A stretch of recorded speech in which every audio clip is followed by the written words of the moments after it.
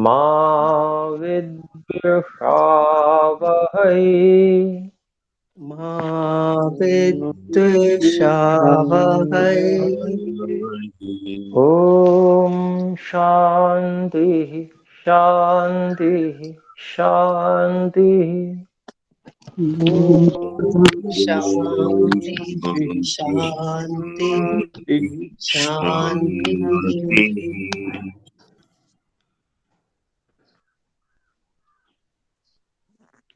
आइए ध्यानावस्थित होकर बैठें। उसके लिए हम एक आसन लगाएं जो हम हमेशा से लगाते हैं।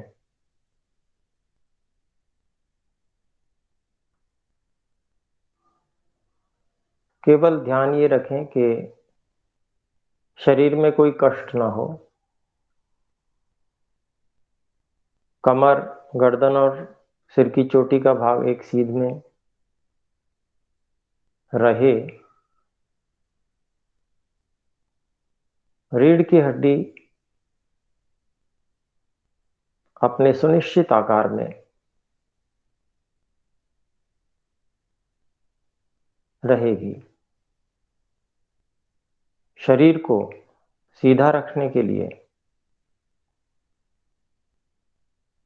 एक सामान्य प्रयत्न जितना आवश्यक है उसको बनाकर रखें। हाथों को परस्पर सामने बांध सकते हैं अथवा घुटनों पर रख सकते हैं।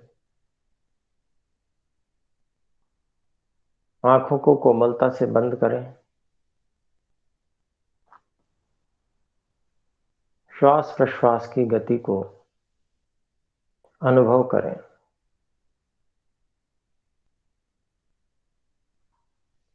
गहरी से गहरी श्वास अंदर भरनी है और उसको धीरे धीरे बाहर की ओर छोड़ते जाना है।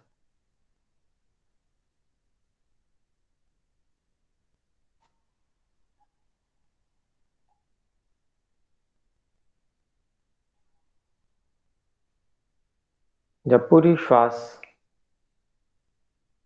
बाहर की ओर निकल जाए तो फिर से धीरे धीरे श्वास को भरना है।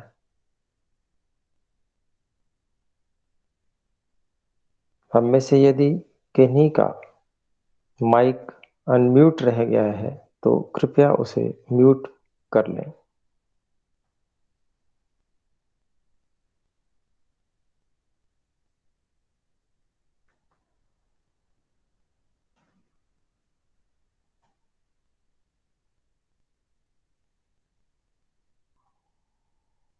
मन से संकल्प करें कि मैं इस ध्यान के समय में शरीर से कोई भी क्रिया नहीं करूंगा। कोई प्रयत्न शरीर को हिलाने का मैं नहीं करूंगा। स्थिरता पूर्वक मैं शरीर को यह आदेश दे रहा हूं कि यह बिल्कुल शांत होकर स्थिर होकर रहे।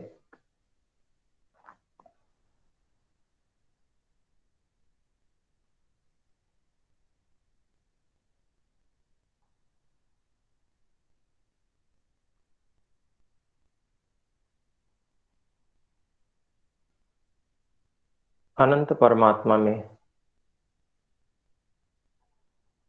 समापत्ति करें।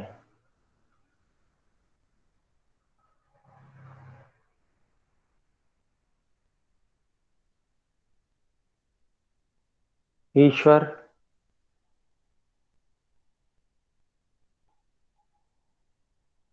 प्रत्येक स्थान पर विद्यमान है, उपस्थित है और अपनी उपस्थिति से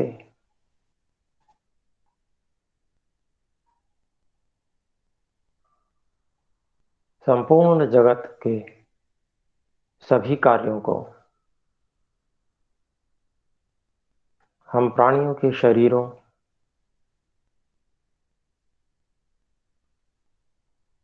और संपूर्ण ब्रह्मांड को धारण किए हुए हैं।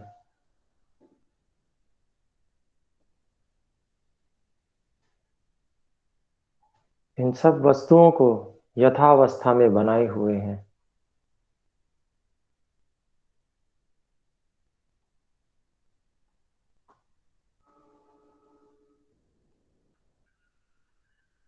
जैसे हमने शरीर को स्थिर रखने का आदेश दिया हुआ है, धारण किया हुआ है,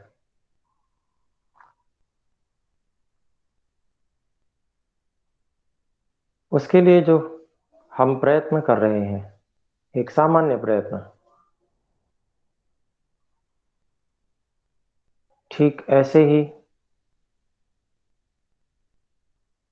सारे ब्रह्मांड को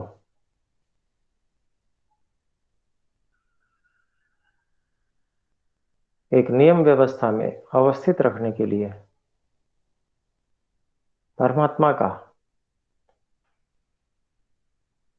सामान्य प्रयत्न लगा हुआ है।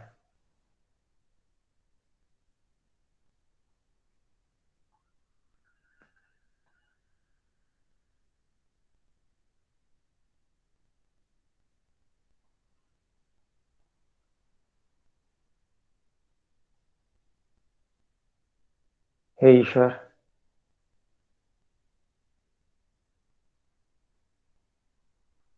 मुझको भी आप धारण कर रहे हैं।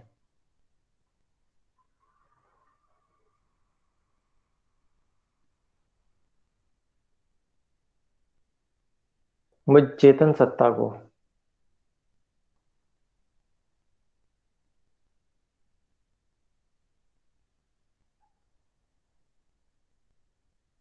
और हे ईश्वर, आप अन्य सभी प्राणियों को, सभी जीव चेतन सत्ताओं को धारण कर रहे हैं।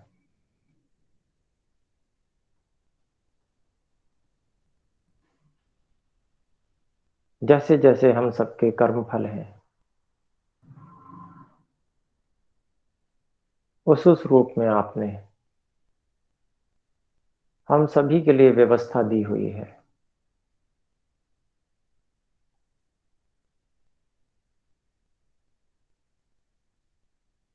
हे परमात्मा,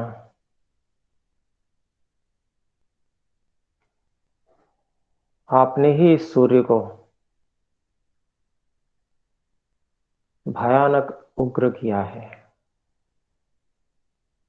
अत्यंत तेज से युक्त किया है। सूर्य में जो तेज शक्ति है वह आपकी है।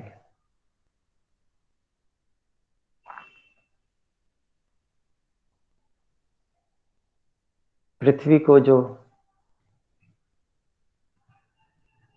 आपने ही दृढ़ किया हुआ है, ठोस बनाया हुआ है, भार युक्त किया है,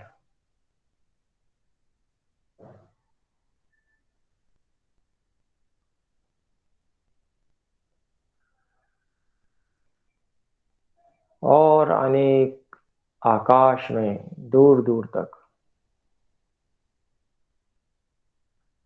जहां तक हम कल्पना कर सकते हैं, और उससे आगे भी, इनसे भी बड़े बड़े लोक लोकांतरों को आपने इसी प्रकार से अपनी अनंत शक्ति से धारण किया हुआ है।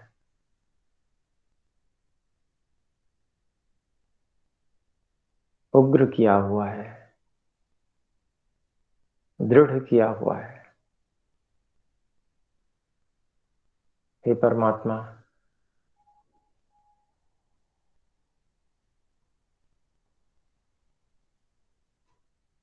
इन सारे के सारे महान पिंडों को आप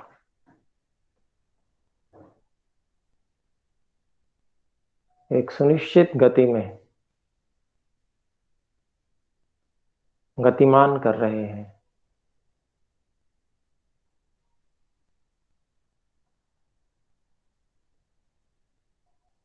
जिससे कि हम प्राणियों को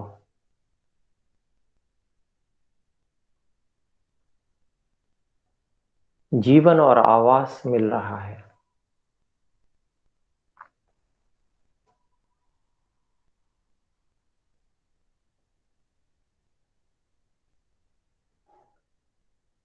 हे परमात्मा, आपका वैभव अनंत है।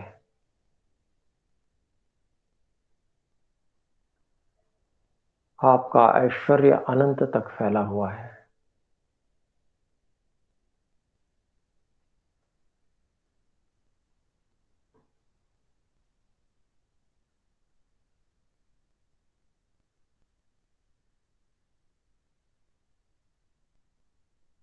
मेरे शरीर को रचने वाले भी आप ही हैं।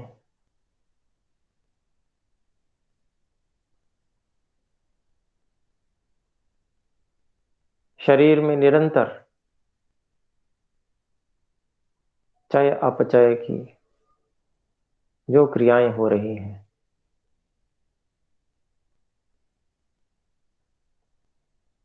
ये सब भी आप ही कर रहे हैं प्राण के माध्यम से।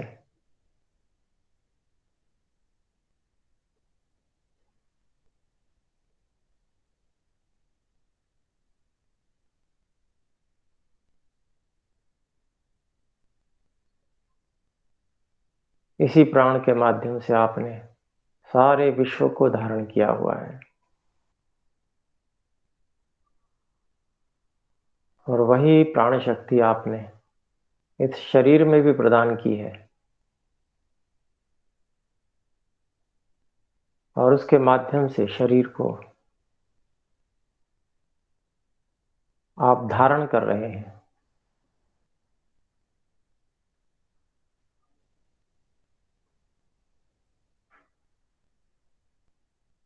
जिससे मैं शरीर की स्थितियों को ठीक प्रकार से पहचान सकूं, और शरीर का मैं अच्छी प्रकार से उपयोग ले सकूं। इसीलिए हे परमात्मा, आपने यह प्राण की व्यवस्था बनाई है। पहले मुझे शरीर को अच्छी प्रकार से पहचानना है,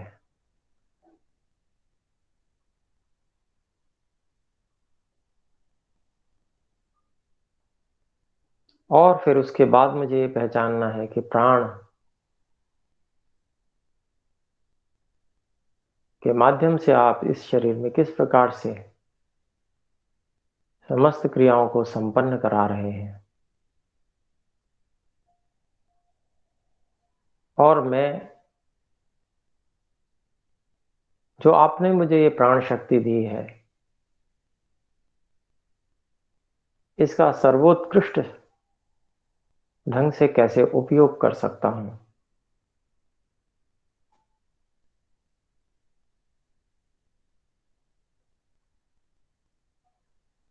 हे ईश्वर,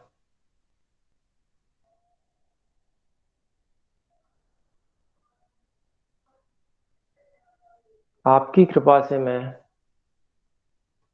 स्वयं को शरीर से अलग समझ पाने में समर्थ हो सका हूं।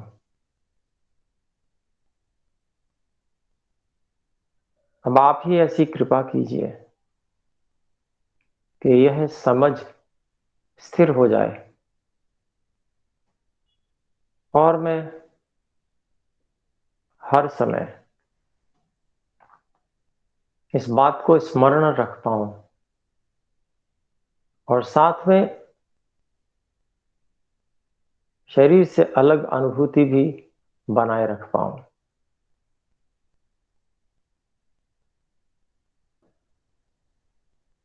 शरीर को आपने मेरे स्वामित्व में प्रदान कर दिया है।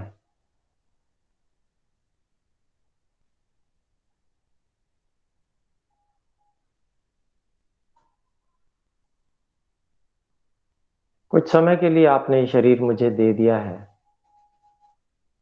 कि मैं स्वतंत्रता पूर्वक इससे सभी प्रकार के कार्य कर सकता हूं।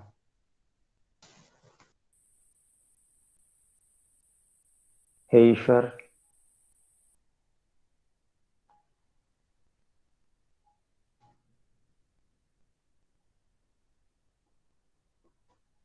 मैं शरीर में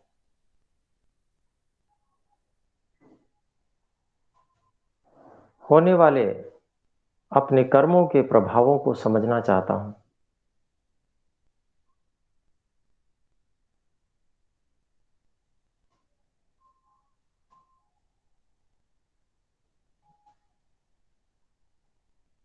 कौन सी क्रियाएं ऐसी हैं जिससे आपकी दी हुई आपकी यह शरीर रूपी संपत्ति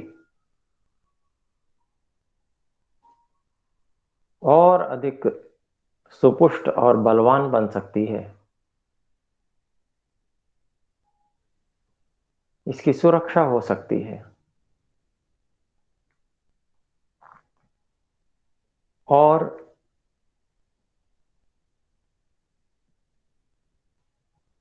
यह अकाल मृत्यु को प्राप्त न हो सके।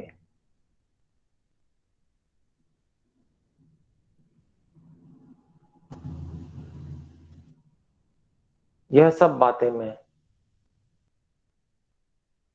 अच्छी प्रकार से सूक्ष्मता से जानना चाहता हूं।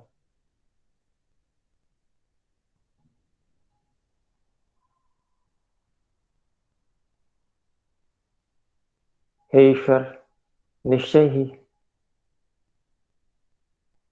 उचित आहार और विहार से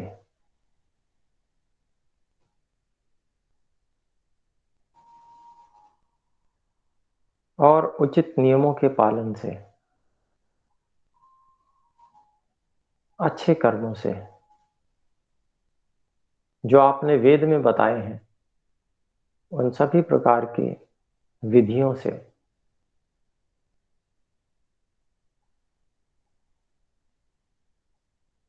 मैं निश्चय ही इस शरीर को, जो कि आपकी दी हुई संपत्ति है, जिस पर मुख्य स्वामित्व आपका है,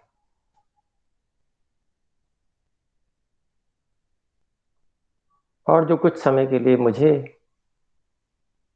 प्राप्त हुई है, इस शरीर रूपी संपत्ति को आपकी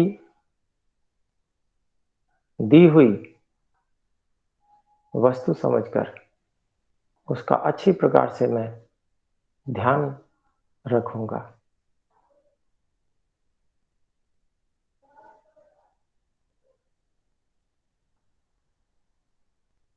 उस शरीर का मैं अच्छी प्रकार से उपयोग करूंगा, जिससे मैं आपकी कृपा का पात्र बन सकूं।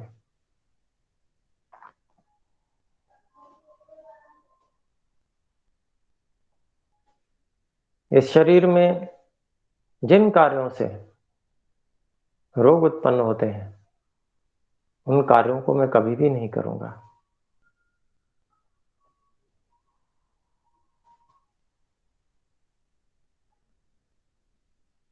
और इस प्रकार का भाव कभी भी नहीं लाऊंगा कि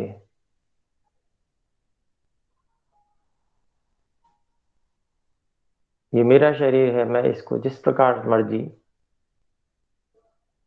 उपयोग करूं। क्योंकि वास्तविकता ये है कि इस शरीर के भी मालिक आप ही हैं, स्वामी आप ही हैं। कुछ समय के लिए आपने इसको मेरे अधिकार में दिया है, और मेरे सामने अनेक उदाहरण हैं कि जहां पर आपने कुछ कुछ अधिकार हम में से अनेक प्राणियों के छीन भी लिए हैं। वो प्राणी जो केवल एक ही हाथ से कार्य कर पाते हैं, दूसरा हाथ होते हुए भी उससे कार्य नहीं कर पाते।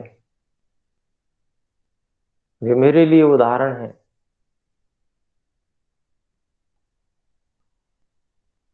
कि ये मेरे स्वामित्व में अवश्य है, परंतु यदि मैं इसका दुरुपयोग करूंगा तो उसके फल के रूप में मुझसे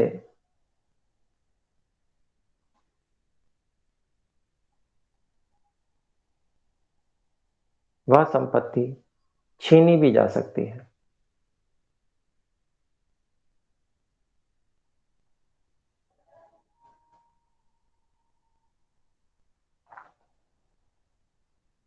इसलिए आपके दिए हुए इस यंत्र, शरीर रूपी यंत्र में उचित रूप में ईंधन डालना, आवश्यकता अनुसार ईंधन पहुंचाना, यही कार्य मैं ठीक प्रकार से निभाऊंगा। आपने इंद्रियां मुझे दी ही इसीलिए हैं कि मैं ठीक प्रकार से यह अनुभव कर सकूं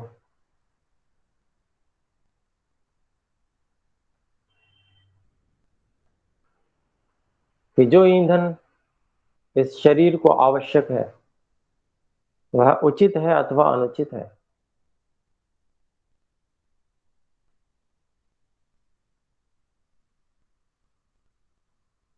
इसके लिए आपने मुझे बहुत अच्छी प्रकार से समर्थ बनाया है परमात्मा। मैं आपके लिए अत्यंत कृतज्ञ हूं, आपके प्रति अत्यंत कृतज्ञता पूर्वक विनम्र भाव से आपको सहस्त्रशः नमन करता हूं।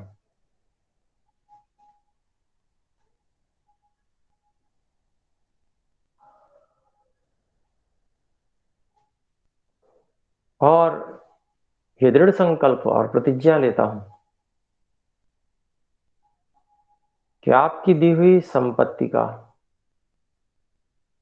और आपके बताए मार्ग का मैं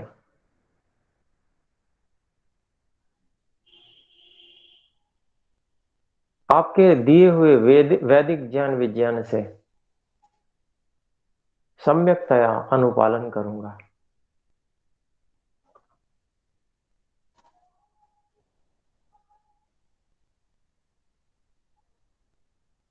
हे परमात्मा,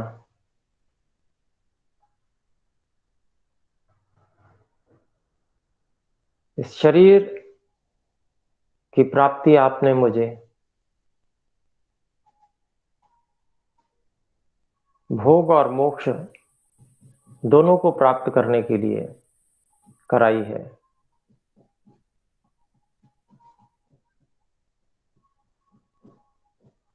हे ईश्वर,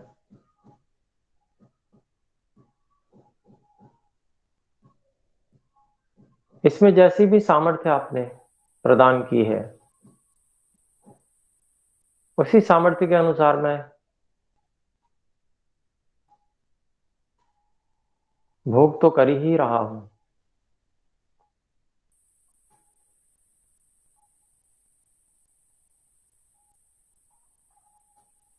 परंतु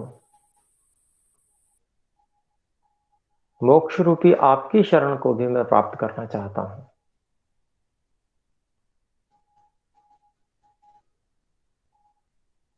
और उसके लिए जो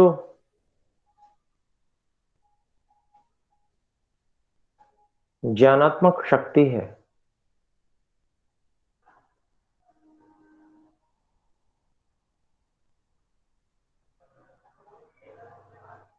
उसको धारण करने के लिए जितनी पवित्रता की आवश्यकता है मैं उसके लिए शरीर से लेकर बुद्धि पर्यंत आपके दिए समस्त साधनों को पवित्रतम बनाने के लिए सुसज्जित हूं, तैयार हूं।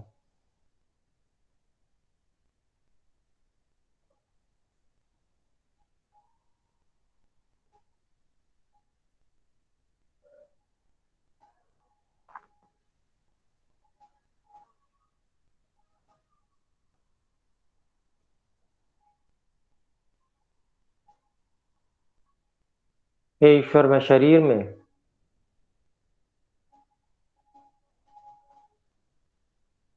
उपस्थित वात पित्त कफ को, उनके प्रभावों को, क्रियाओं को अनुभव करना चाहता हूं।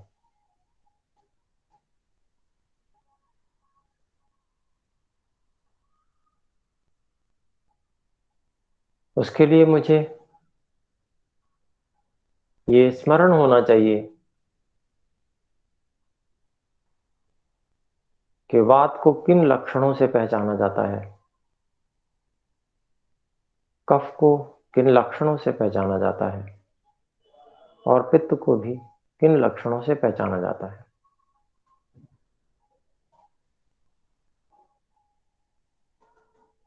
आयुर्वेद के माध्यम से, ऋषियों के माध्यम से यह ज्ञान मुझे प्राप्त हुआ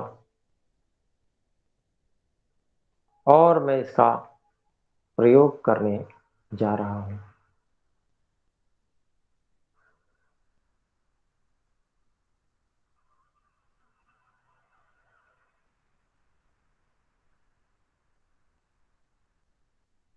शरीर का सूक्ष्मता से निरीक्षण करें।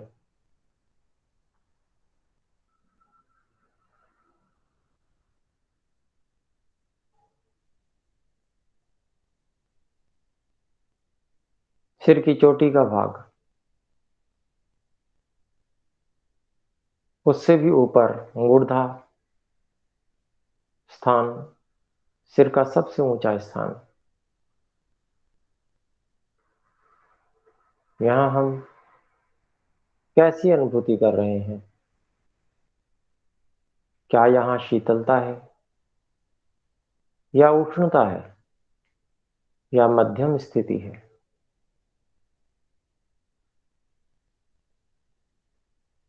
थोड़ी देर तक एकाग्र होकर निरीक्षण करने का प्रयास करें। ईश्वर का सानिध्य प्राप्त रखें और ईश्वर से प्रश्न करते रहें कि मैं यह जानना चाहता हूं, हे ईश्वर, अनुभव कराने में मेरी सहायता कीजिए।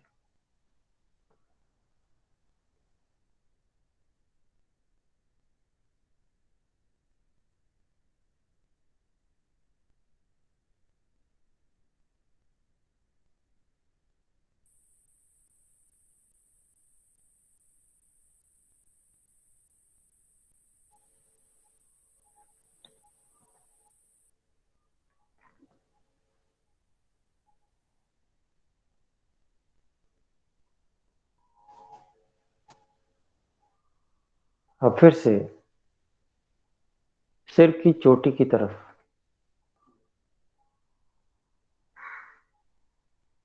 आ जाएं।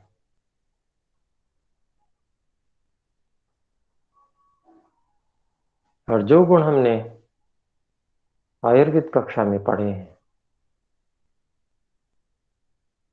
उन गुणों के आधार पर निरीक्षण करें।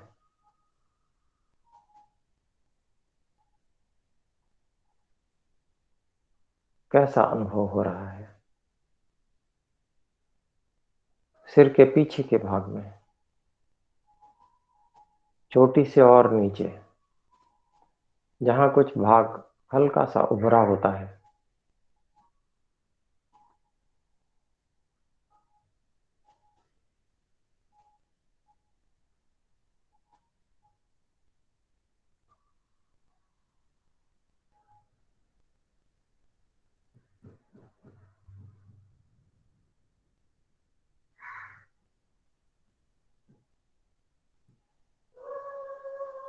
वहां से भी कुछ नीचे,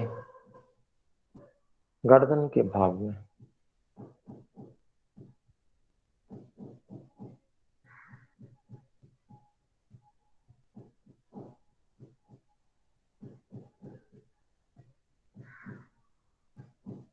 निरीक्षण इस प्रकार से ही करना है।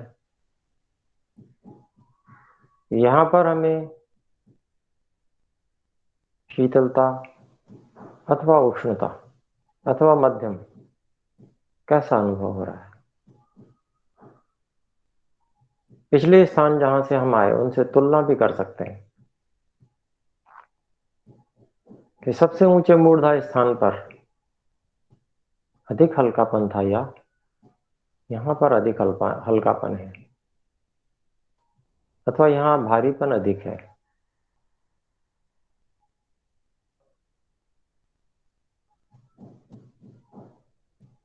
कंधों पर अनुभव बनाएं।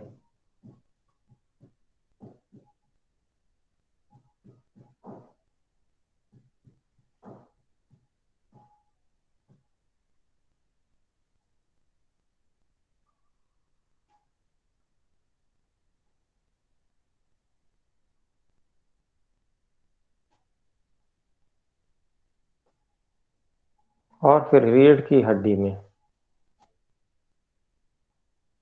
कंधों के बीच में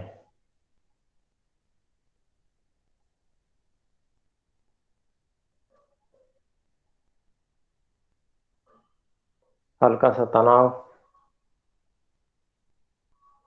स्थिर रखने के लिए जो प्रयत्न आवश्यक है उतना अनुभव कर पा रहे हैं। इसके अतिरिक्त और क्या क्या अनुभव हमें हो रहा है,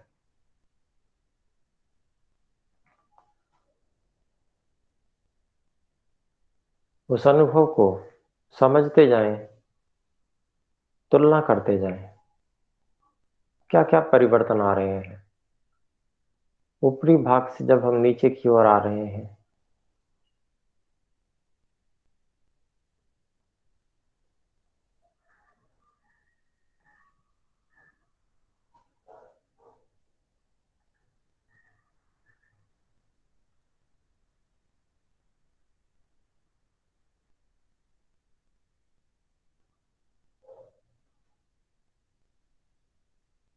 रीढ़ की हड्डी में पीठ की ओर और नीचे,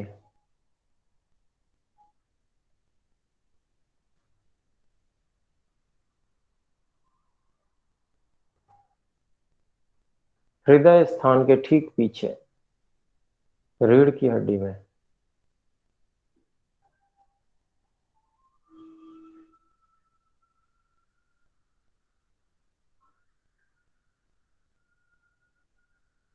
अनुभव करने का प्रयास करें।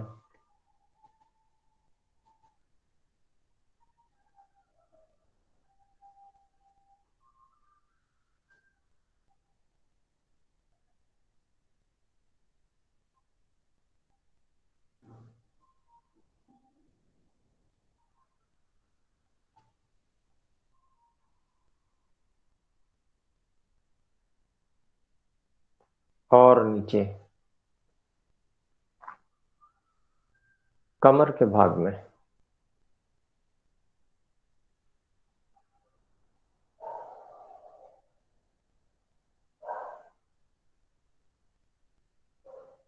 जैसे जैसे नीचे हम बढ़ते जा रहे हैं, भार और तनाव बढ़ता जा रहा है।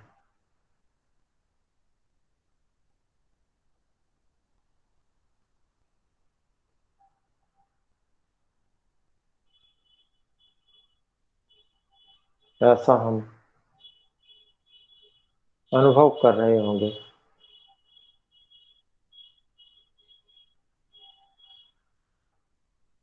शीतलता और उष्णता में अंतर भी बढ़ रहा होगा। नीचे की तरफ उष्णता अधिक है, ऊपर की तरफ उष्णता कम थी, शीतलता अधिक थी। नीचे नीचे की स्थितियों में अब उष्णता भी बढ़ती जा रही है।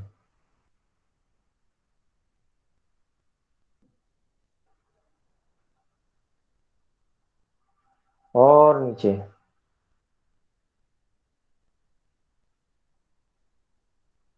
रीढ़ की हड्डी का तल भाग, सबसे नीचा भाग,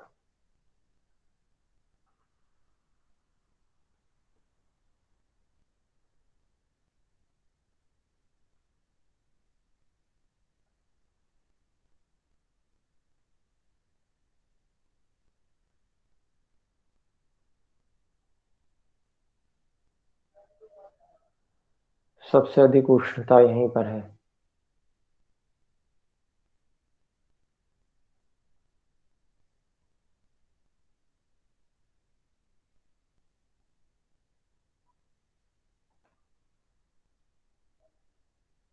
आगे की ओर आ जाएं।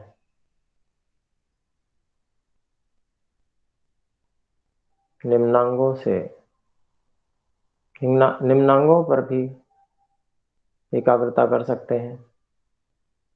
सबसे अधिक उष्णता वाले स्थान है।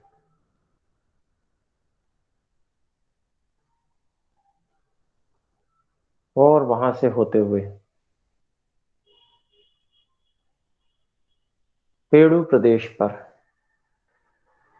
अनुभूति बनाएं।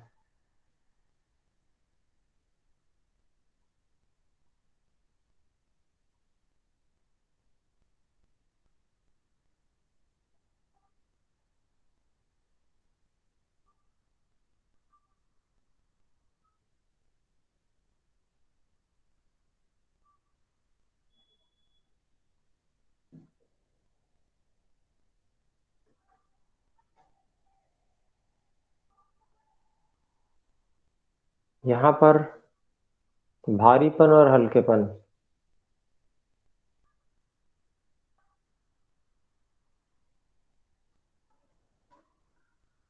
का अनुभव विशेष लाभदायक रहता है और हमें ठीक प्रकार से पता चल पाता है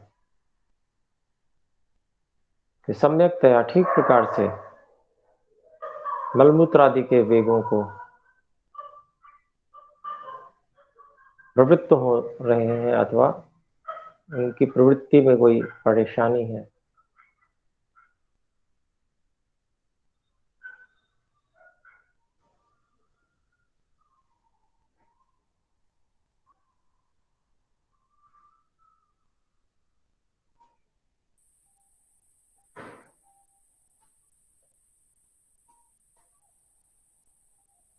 ये स्थान हल्का होना चाहिए।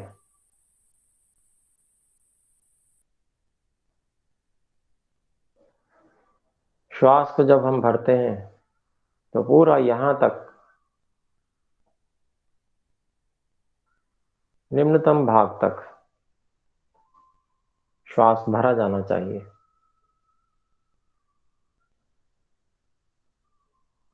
जो यहां तक श्वास को नहीं भर पाते हैं उनका सीढ़ी चढ़ने या परिश्रम का कार्य करने में जल्दी सांस फूलने लगती है।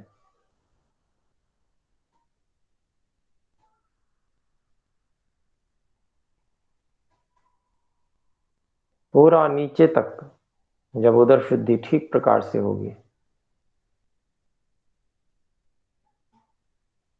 तो श्वास को भरने के लिए बहुत अच्छी प्रकार से स्थान मिलता है और फेफड़ों के कोनों कोनों तक वायु का संचार होता है, प्राणवायु मिलती है और फेफड़ों के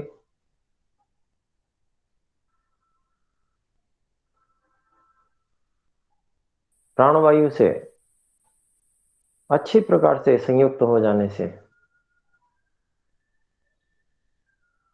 उसमें जुड़ी नस नाड़ियों के माध्यम से पूरे शरीर के प्रत्येक सूक्ष्म से सूक्ष्म भाग तक में प्राणवायु पहुंचती है, शुद्धि क्रिया होती है, अग्नि का प्रज्वलन होता है, परिपाक होता है।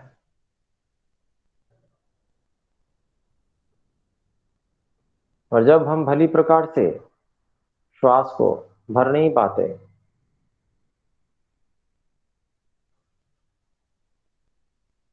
तो शरीर में आलस्य भरा रहता है।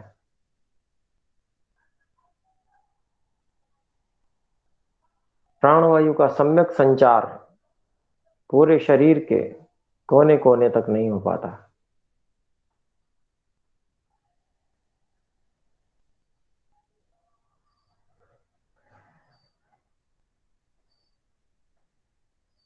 आइए इससे और ऊपर चलते हैं, नाभि प्रदेश की ओर।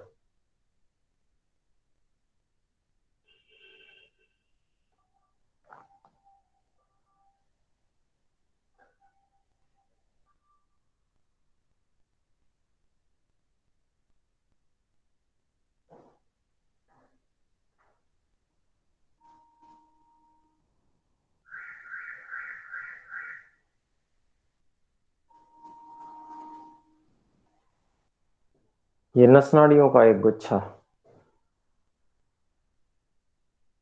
जो शरीर के प्रत्येक भाग से जुड़ा हुआ है।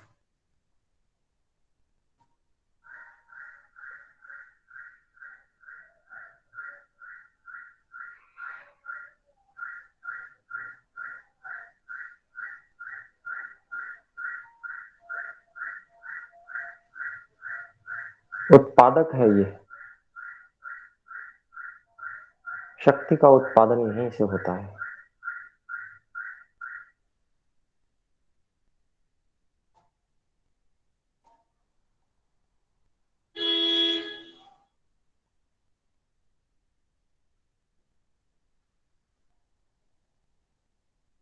नाभि पर केंद्रित हो जाने पर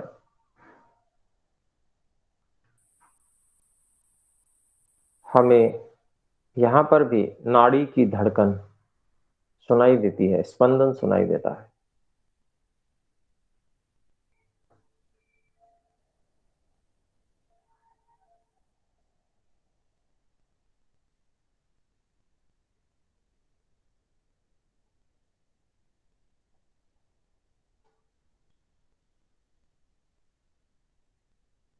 हे ईश्वर, कैसी सुंदर रचना आपने की है, कैसी सुंदर व्यवस्था आपने बनाई है।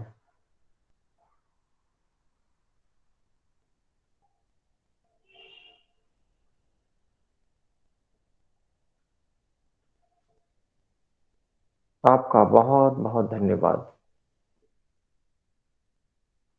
और ऊपर बढ़े,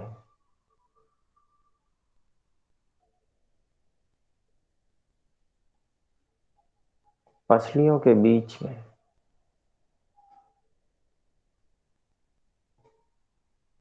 बीचों बीच में एक हल्का सा स्थान जो गहरा है,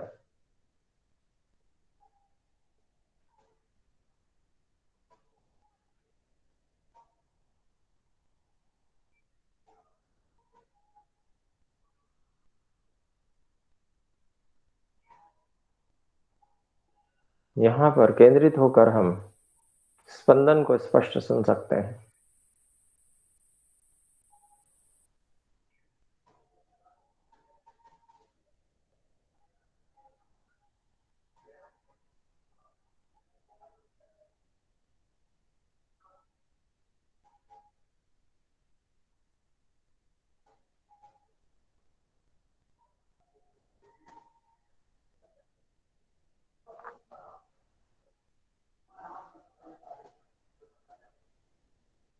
पूर्ण स्वास्थ्य की स्थिति,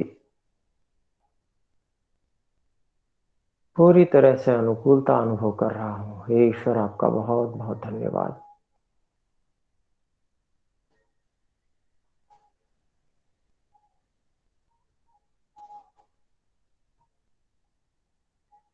वक्षस्थल से और ऊपर कंठ की ओर,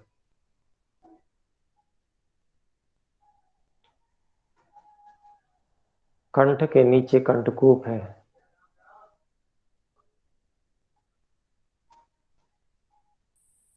जहां पर कॉलर बोन है, उनके बीचों बीच में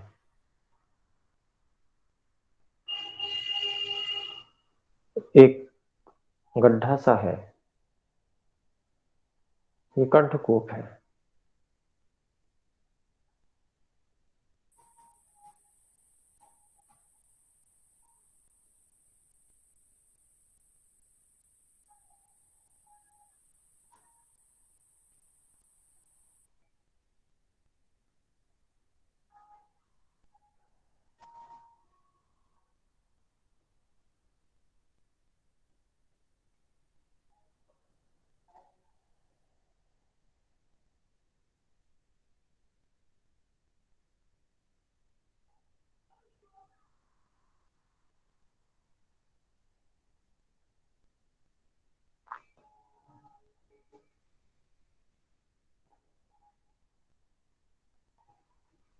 यहां पर भी हल्कापन, पूर्ण स्वास्थ्य की अनुभूति। अनेक लोगों को यहां पर कफ का भारीपन भी होता है, जिसके कारण से खांसी होती है और जमा हुआ कफ खांसने के बाद में बाहर निकलता है।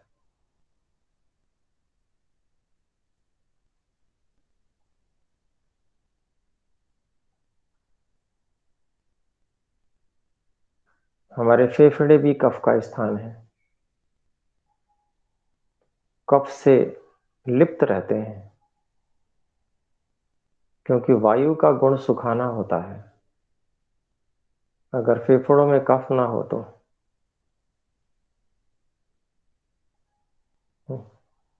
हमेशा चलने वाली, निरंतर चलने वाली वायु सब कुछ को सुखा दे। इसीलिए हे ईश्वर, आपने कितनी सुंदर व्यवस्था की है कि फेफड़े कभी सूखते नहीं, वायु चलती है लगातार। और वहां कफ की भी व्यवस्था है, जो उसको स्निग्ध रखते हैं, चिकना बना के रखते हैं।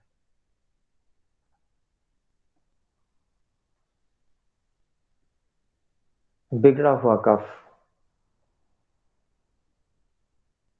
परेशान करता है और सुव्यवस्थित कफ अनुकूलता प्रदान करता है।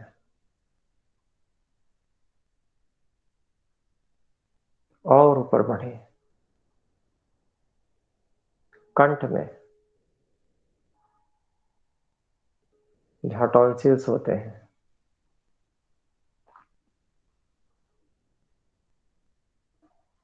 ये निगरण द्वार द्वार है। यहीं से हम कुछ निगलते हैं। हे ईश्वर, आपकी कृपा से ये भी बिल्कुल स्वस्थ है, हल्कापन है यहाँ पर। स्वर यंत्र भी यहीं पर है, जिससे हम बोलते हैं।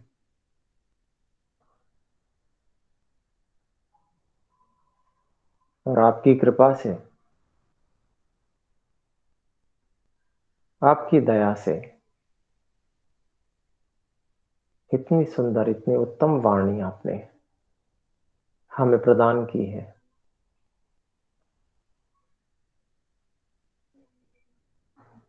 हे ईश्वर, आपके प्रति हम अत्यंत कृतज्ञ हैं, आपको बार बार नमन करते हैं।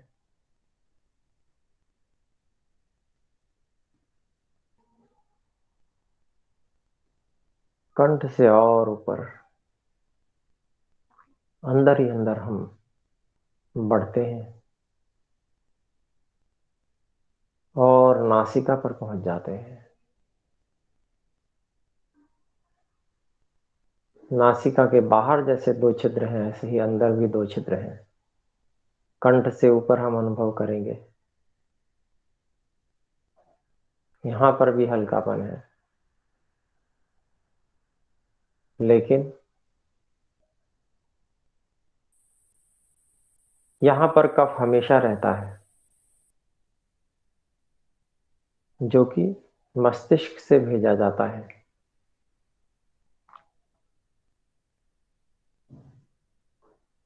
मस्तिष्क में जो कफ स्रावी ग्रंथियां हैं, वो नासिका का संचालन करती हैं।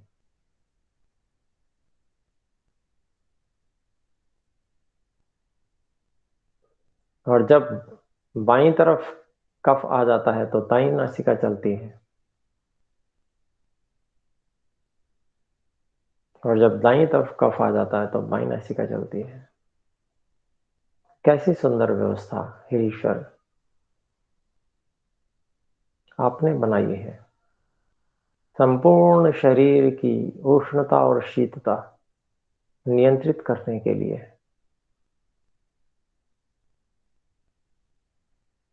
क्रम से उष्णता हो और क्रम से शीतता हो। जिसने इस क्रम को समझ लिया वो सबसे बड़ा वैद्य है।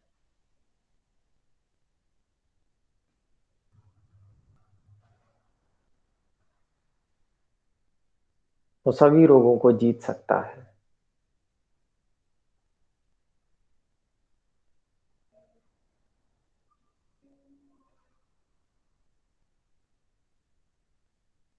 इसकी पहचान करके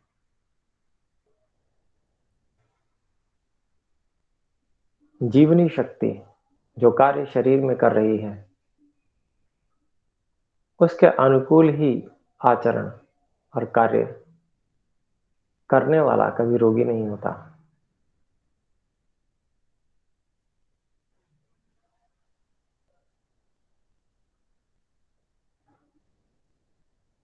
कितने सुंदर संकेत है परमात्मा आपने हमें प्रदान किए हैं। आपका कोटि कोटि धन्यवाद।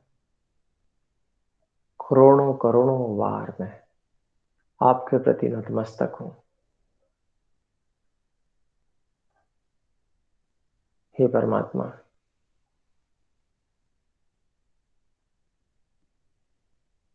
यहां से अंदर ही अंदर मैं भ्रूमध्य पर आ गया हूं, दोनों आंखों के बीच में।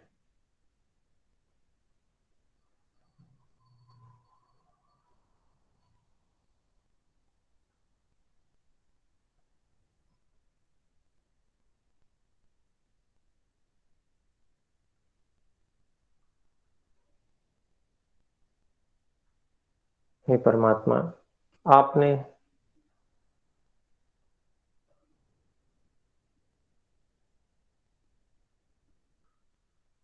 यह जो मस्तिष्क मुझे दिया है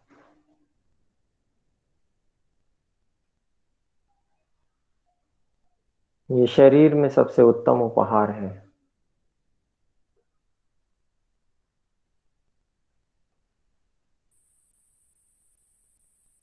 इसमें अपरिमित संभावनाएं हैं।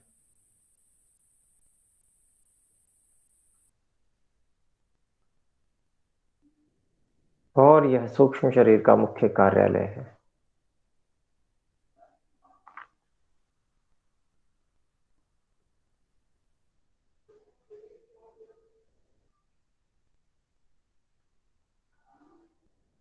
और इससे ऊपर उठकर हम फिर से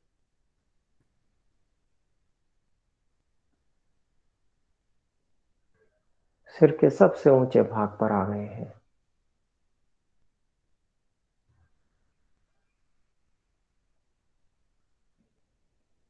हे ईश्वर, इतना सुंदर और स्वस्थ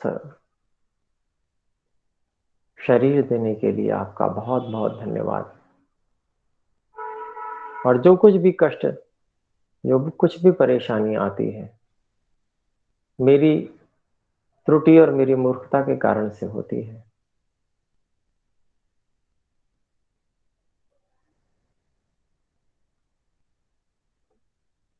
परंतु आपकी ओर से तो उसमें भी मेरा बहुत हित होता है।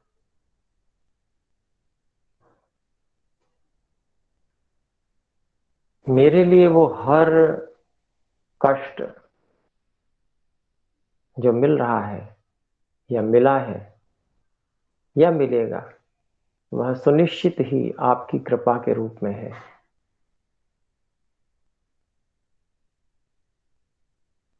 मैं किसी भी बात से असंतुष्ट नहीं हूं। मेरे लिए आपकी दी हुई हर परिस्थिति संतोष का विषय है, आनंद का विषय है, हित का विषय है।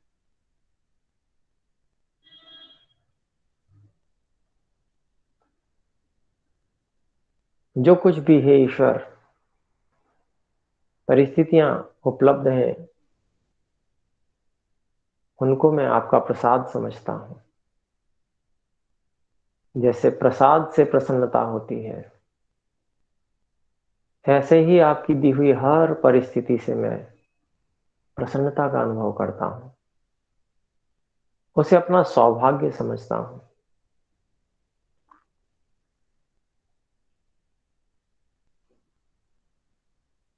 उसे अपने लिए अवसर समझता हूं कि उस अवसर के प्राप्त होने से निश्चित रूप से मेरी बहुत बड़ी उन्नति होने वाली है। और मुझे संसार की प्रत्येक चुनौती स्वीकार है, क्योंकि आप मेरे साथ हैं, आप मेरा हित ही चाहते हैं।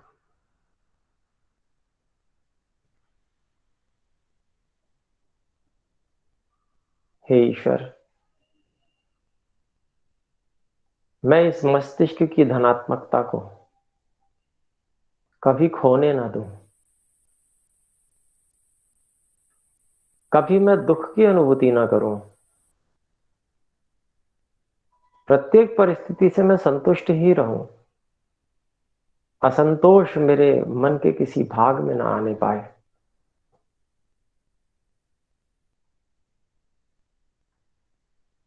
उसके बाद सब कुछ निश्चित रूप से बहुत ही उत्कृष्ट होने वाला है, सब कुछ अनुकूल होने ही वाला है, यह सुनिश्चित है, इसमें कोई संशय नहीं। क्योंकि इसी कार्य से, ऐसा ही विचार करने से मेरे सभी व्यवहार धनात्मक हो जाएंगे, सभी व्यवहार आनंदित करने वाले हो जाएंगे, प्रेम पूर्ण हो जाएंगे, न्यायपूर्ण हो जाएंगे, पुण्य हो जाएंगे। और जहां पुण्य कर्म है वहीं सुख है, जहां पाप कर्म है, जहां अन्याय है, वहीं दुख है। हे ईश्वर, मेरी बुद्धि को सन्मार्ग पर चलाए रखने के लिए अपनी कृपा बनाए रखिए।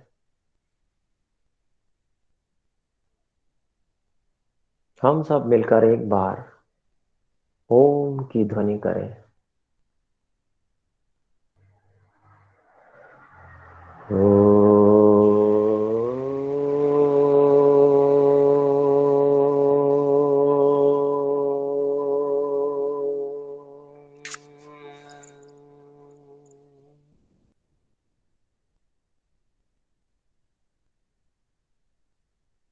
अब धीरे धीरे हम अपने आसन को खोल सकते हैं।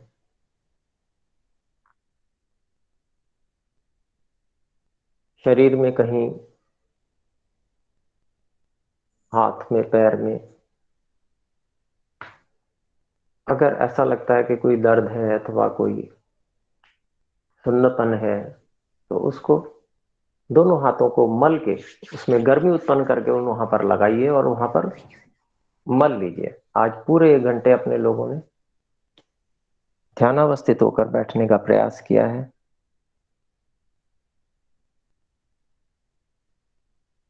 और इसके बाद में हम यदि कोई बात पूछना चाहें तो अनम्यूट करके एक एक करके पहले ओम बोलेंगे, फिर पूछ सकते हैं।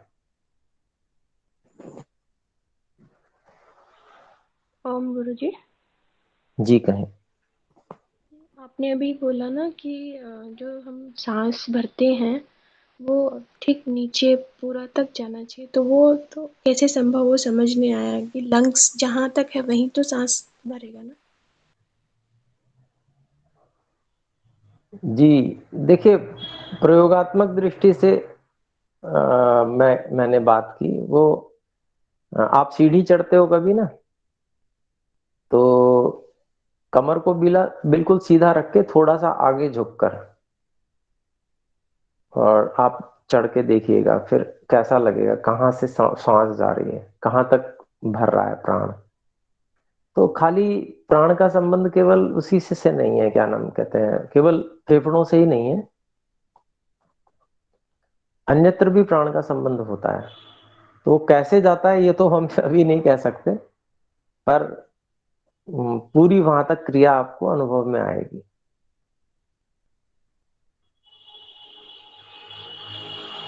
जी।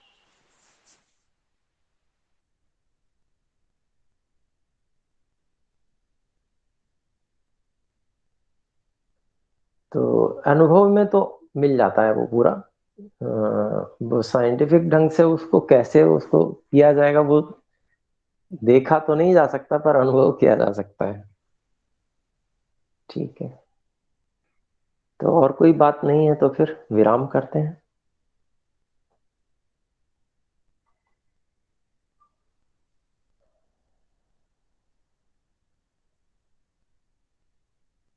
मुख्य बात आज का जो विषय था वो जो आयुर्वेद के अनुसार जो गुण थे, उन गुणों को सबको, जैसे रूक्षता, विशदता, पिच्छलता, वो सारे गुणों को अपने लोगों को देखना था, एक एक थोड़ा थोड़ा अनुभव करने का। उन गुणों को याद कर लें अच्छे से, और जब वो मस्तिष्क में ध्यान में रहेंगे तो फिर वो उसमें क्या होता है वो समझ में आएगा।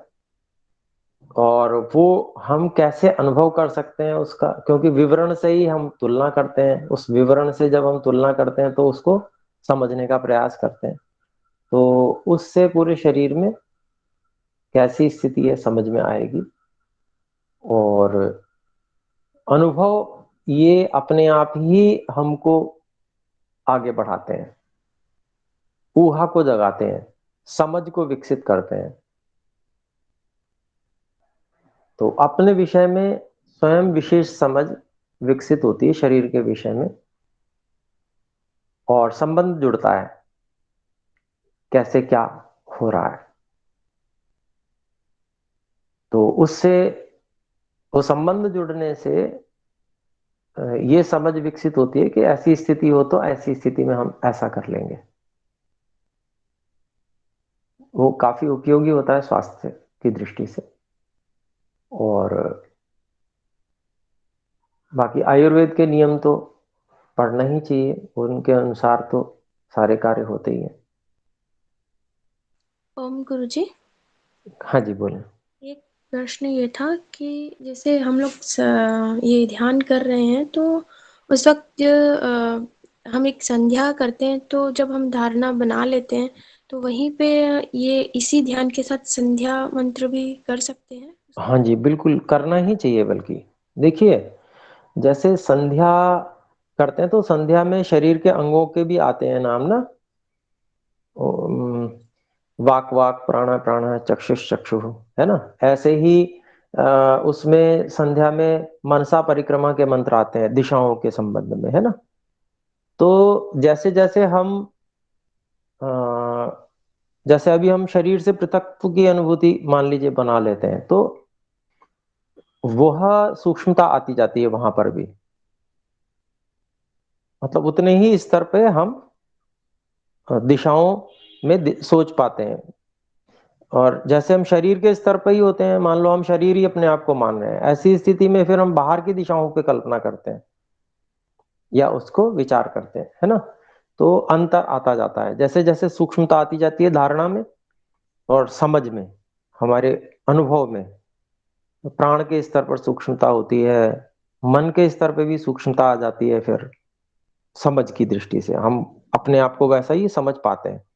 ऐसे ही उससे भी और सूक्ष्म अहंकार के स्तर पर सूक्ष्मता आती है, फिर बुद्धि के स्तर पर सीधी सूक्ष्मता आ जाती है, और फिर उससे भी अधिक और अधिक सूक्ष्मता का अनुभव होता है। और बुद्धि से भी हम अपने आप को अलग समझते हैं। तो बिल्कुल समाधि की अवस्था संध्या के माध्यम से ही प्राप्त हो जाती है। और उसमें जो उपस्थान मंत्र है वहां पर तो बिल्कुल ही एकाग्रता की स्थिति, बहुत ज्यादा ईश्वर की निकटता की अनुभूति। और क्योंकि हम जो है ईश्वर की उपासना करते हैं, तो ईश्वर ने तो हमें वहीं मिलना है जहां हम हैं। और यहीं पर रहते हुए जहां हम हैं यहीं पर तो ईश्वर प्रेरणा करते हैं, जिसे हम अंतः प्रेरणा कहते हैं। अंदर से प्रेरणा आ रही है ना। तो वो ईश्वर तो है, बस वहां पर उनको स्वीकार करना है, समझना है कि आप हो यहाँ पर और मुझे ये सब उपलब्ध हो रहा है। तो जब ये इतना ज्ञान मात्र भी होता है तो उस समय ऐसी प्रसन्नता प्रस्फुटित होती है, और समझ में जब आने लगता है ना कि ये मैं हूं और ये हे ईश्वर आप हो, इतनी अधिक निकटता है, तो वो भी अपने आप में एक बहुत आनंद का क्षण होता है। तो वो स्थिति प्राप्त करने का प्रयास करना चाहिए। धीरे धीरे हम उसी ओर बढ़ रहे हैं। पहले शरीर से पृथकत्व की अनुभूति को हम अनुभव करें अच्छे से, और उसको बनाकर रखने का प्रयास करें, धारणा बना के। थोड़ा परिश्रम जरूर है, लेकिन ये परिश्रम इतना अधिक सार्थक है कि संसार के क्लेशों से इतना मात्र करने से ही बच जाएंगे बहुत ज्यादा। दूसरा व्यक्ति क्लेशित होते हुए देखकर लगेगा कि बेचारा है, कितना दुखी है,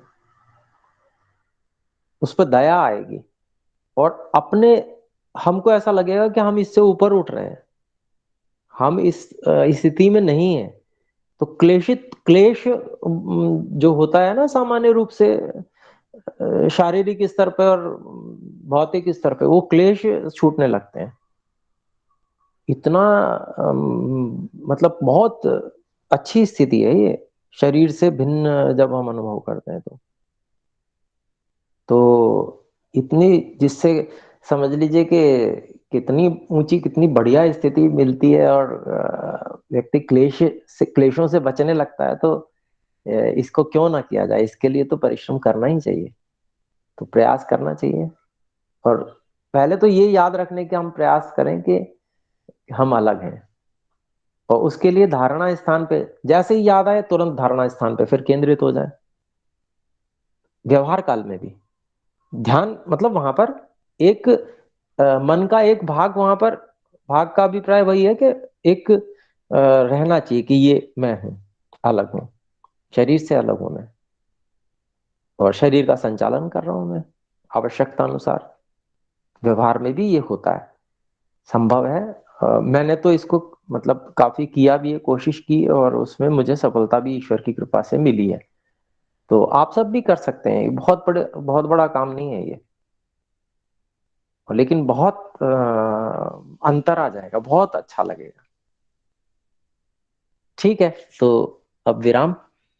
सभी को सादर नमस्ते। नमस्ते गुरुजी। नमस्ते। नमस्ते जी। नमस्ते।